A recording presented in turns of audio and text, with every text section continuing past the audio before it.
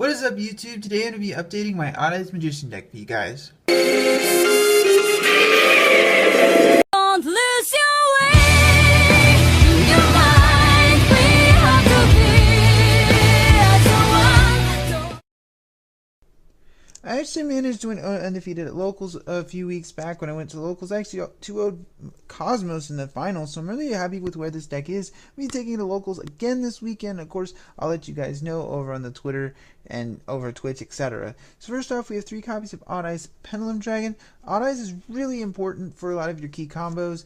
A lot of the OTKs do revolve around this card, and the fact this card searches Monkey Board, it searches Sorcerer, searches Wisdom Eye, basically sets you up for next turn.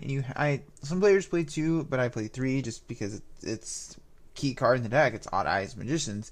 Then we have 1 Monkey Board and 1 Skullcrobat Joker. Monkey Board got that much better when the addition of Unicorn to the deck, because now you have another consistent 1/8 scale, which is one of the hallmarks of Magicians, is having consistent scales, and the fact that you can search Skullcrobat Joker, which can then net you search out almost your entire deck, is really good. And another thing to mention is Monkey Board does have a decent hand effect. You won't use it much. It can get you around a lot of stuff, and it also has a really good it's also level 6, which means you can make Utopia Beyond, and Utopia Beyond wins games.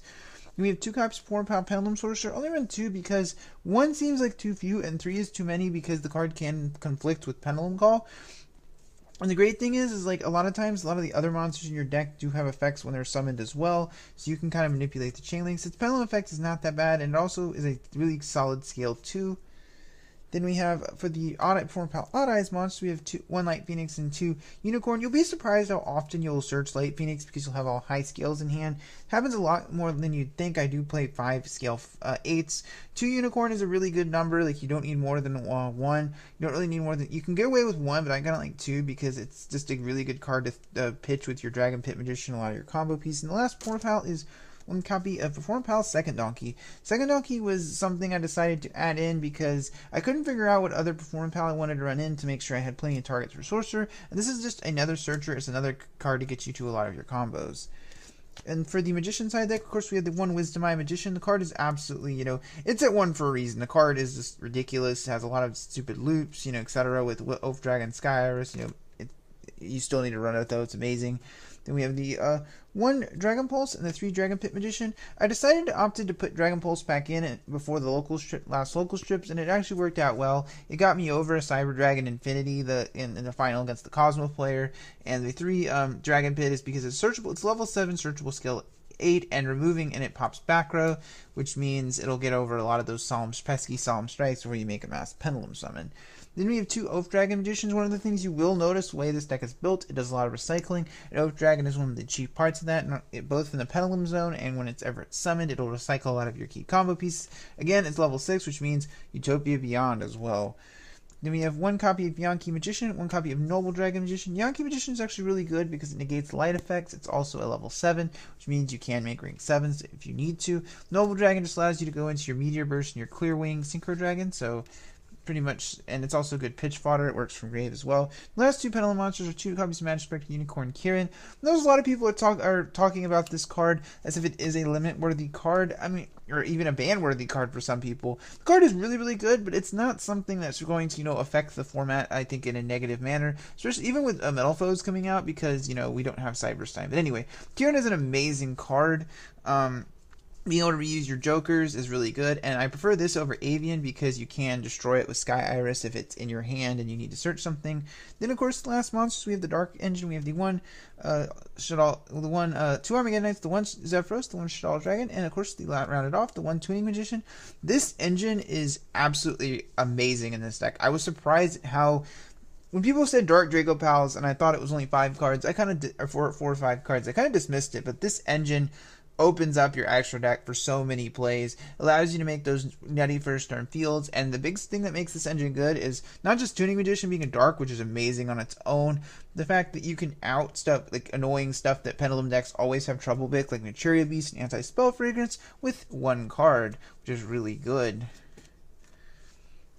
Then for the spells, it's all the monsters. We have 3 copies of Pendulum Call. Pendulum Call is obviously, it's a 2-card scale that keeps your scale safe till the end of your opponent's turn after activation.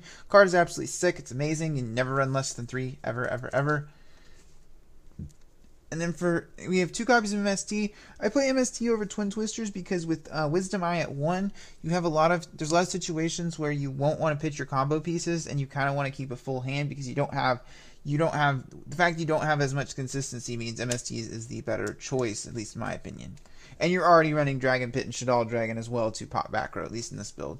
You have 2 Sky Iris and 1 Terraforming. This is just the good ratios. I know a lot of players say, why not just play 3 Sky Iris? Well, Sky Iris is a card you don't want to see in multiples in your opening hand. If you do, you will cry because it will probably mean you bricked a lot. And this is the same ratio a lot of decks run. This is ran in Magispectors and other decks, so it works wonders in this deck. Then for the 1-0s, we have the 1 Reinforce Me Army. Actually got the Hobby League one other day. It's so nice, but anyway. Rhoda is a key part of the deck because it searches out your Armageddon Knight to get your combos rolling. Then we have the 1 On Ice Fusion. I know a lot of players talk about this card as if it's a crappy polymerization, but you don't run Trump Witch and all those other cards. You run this because it allows you to fuse from the extra deck and gets you over so many situations. Once you run the card and play it, you'll understand why this card is $30. Then we have the 1 Summoner's Art. Summoner's Art is really, I feel like since I'm running a lot of engines in the deck, I want it as much consistency as possible. And Summoner's Art is just a way to search my Dragon Pit Magician, and if you don't like this card, you can also run Regeki. Then for the traps, only play 2. We have the 1 Bottomless and 1 Treacherous Trap Hole. Obviously, this will make sense when we get to the extra deck, but, I think it's kind of self-explanatory why these are here.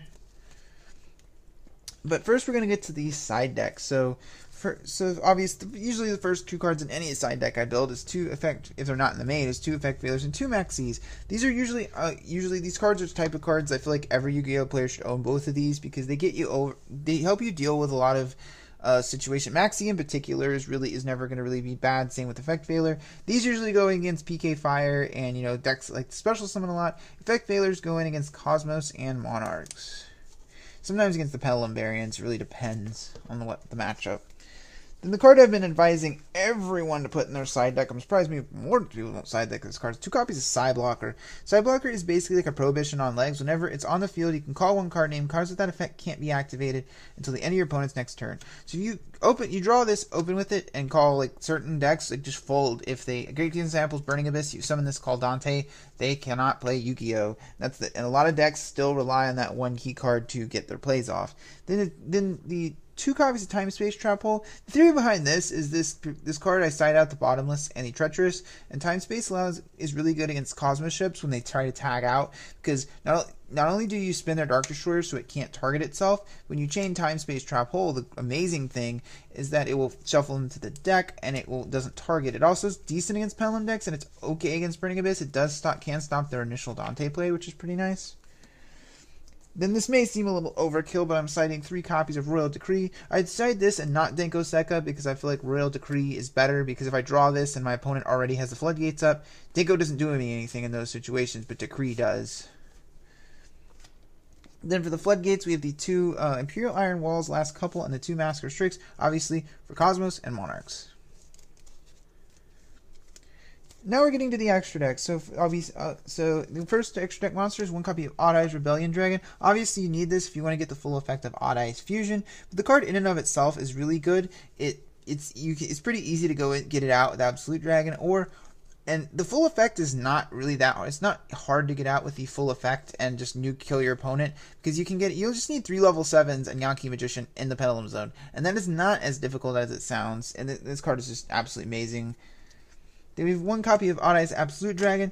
It's basically, this card's really good as well. It's like a Utopia, but it also can special Odd Eyes from grave. And the key thing to remember, as long as it's been Exceed summoned and it's sent to the graveyard, it'll special summon, which means you can trigger it yourself by using it, say, as a fusion material and whatnot. Then we have the last only other rank 7 is 1 copy Red Eyes Flare Metal. Big Eye was a card I ended up cutting because I just never went into it in all the matches I played. But Flare Metal is a necessary card because it's sort of like a pseudo cowboy. A lot of decks, if you drop this on them, they basically full. Like Mermails are a great example. Then, of course, talking about it, all deck profiles, 1 copy Utopia Beyond. If you are playing Odd Eyes, you must play this, and you're playing Kittens, you must play this card. This, and Odd Eyes Pendulum Dragon, you just summon this. Your opponent has 2 monsters out, or has even 1 monster out, then you attack the monster that's at 0 attack with Odd Eyes, they'll take 5k, and this will attack for game. Absolutely amazing. Then, of course, obviously, with all the trap holes, you probably already guessed it, I have the one copy of Trap Tricks with Lasia. This card, I feel like, was the better call over Giant Hand. It does require main deck space, which it's debatable, but I like this card because it has better stats than Giant Hand, in my humble opinion. And it's just way more, I feel like it's like got more flexibility than Giant Hand because it opens up your side decking opportunities. Then we have the one copy of Abyss Dweller. Dweller is obviously it's a staple because Burning Abyss and Cosmos are running around. As long as, Dante and all those Burning Abyss cards are around, you gotta have Dweller in your extra deck.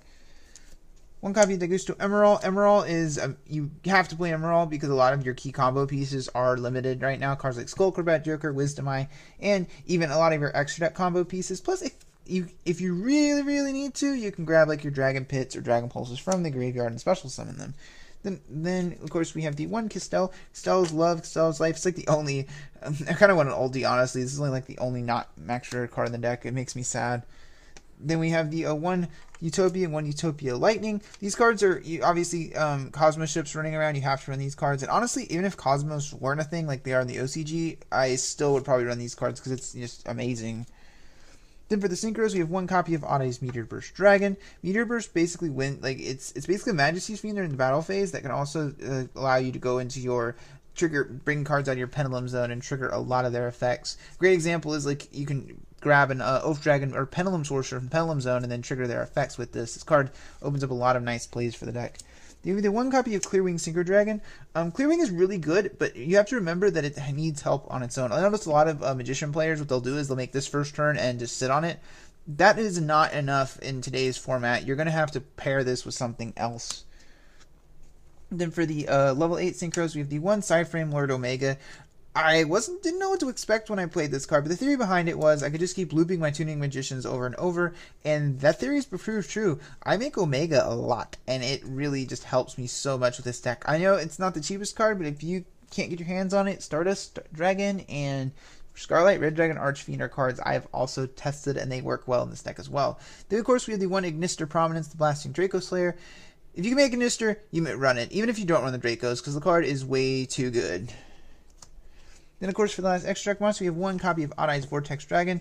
Not only is it a compulse on legs when it hits the field, but it also can negate. So when you summon this, typically, your opponent's going to try to, if they have something like, just hypothetically, say you drop this, you try to compulse their infinity, they try to negate, you can chain this thing's negate. The great thing is, the negation's cost is shuffling your Pendulum monsters from your extra deck into your deck, which means that you can reuse all those key amazing combo pieces like Joker, etc. So anyway, guys, as always, I'd like to thank you guys for watching Deck Profile today. I really appreciate when you guys watch my videos. Tune on Tuesdays, Thursdays, and Fridays for more Yu-Gi-Oh! Content. And if you liked what you saw in this video, please subscribe. Orstorm, signing out.